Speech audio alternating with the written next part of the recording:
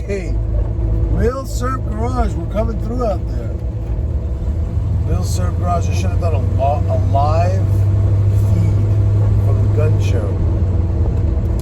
If only people were cool with that. But I'd end up, it would be like a First Amendment audit thing or whatever. People would be like, I'm sorry, sir, you can't film here. You can't film in here. It's illegal. You do not have my permission to film me. Please turn that off, sir. That's what it'll turn into. Let's see if we can get out of here alive. This is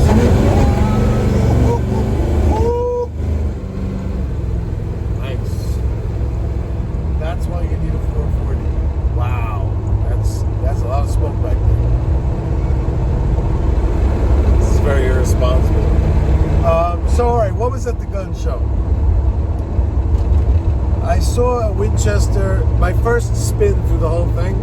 The only thing I saw that even remotely interested me was a Winchester 1907 and 351.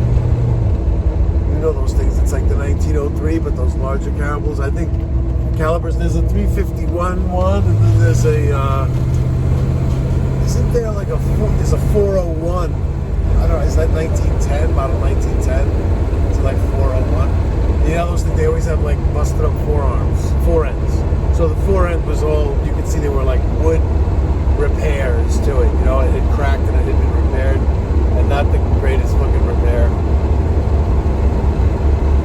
So it was interesting, but I realized after 10 minutes of checking it out that it just really wasn't for me. Ammo's really not that available, and even if you had some ammo, you don't even want to shoot it. There's so many reasons why you don't want to shoot that gun, that for me, being that I like to shoot my guns, it makes me not want to own them. That's the bottom line. Because you don't want to shoot it because the foreheads get destroyed, and it's already cracked and repaired. And plus, with the ammo situation, and plus the bad taste that 1903 left in my mouth with the chamber being all messed up, where it doesn't even cycle those proprietary rounds. I think I might hate that gun. Well, anyway, so what did I settle on? Sorry guys, but then I just started to look at newer stuff because there were a couple of newer things that interested me. That was the only old thing that interested me. But then I saw a Glock 21, which is in 45 caliber, Gen 4. It was in the box. There's always the question, like, is this thing new now? You know what you find? I've wanted one of those for a while. I like the 45 and I like Glocks. So I just need that combination in my life. And what's interesting about those is that a lot of people buy them. That's a gun you see a lot for sale where it's like only fired once kind of thing. Because everybody wants this big bore 45 thing going on, but that's a double stack mag. And that gun is huge, and a lot of people, they find this too big for them. A lot of people are maybe even, they're surprised at the recoil that the 45 has, and they bail for that reason.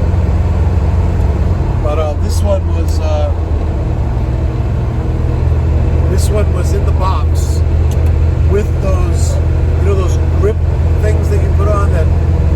Put different size grip things on there. Had all of those, the second magazine, all the paperwork, even that loader thing that you load the magazines with.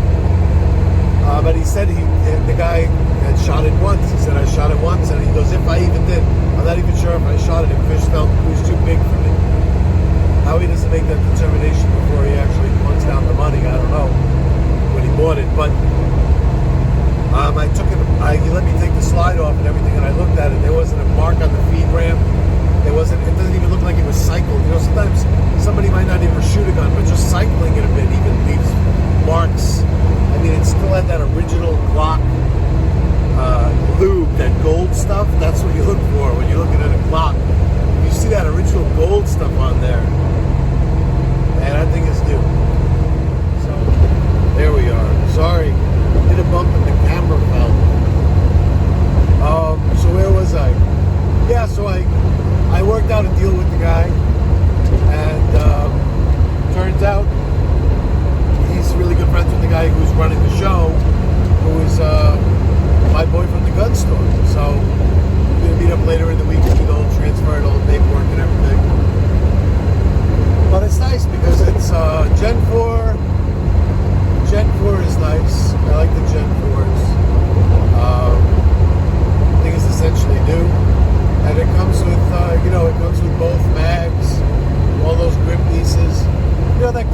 just in case is nice, but it's not really that necessary. As long as it has all of those pieces that come with it. The extra mag is nice. I mean, for what I paid, if it was just a gun with one mag, it would still be a good deal. So that's that.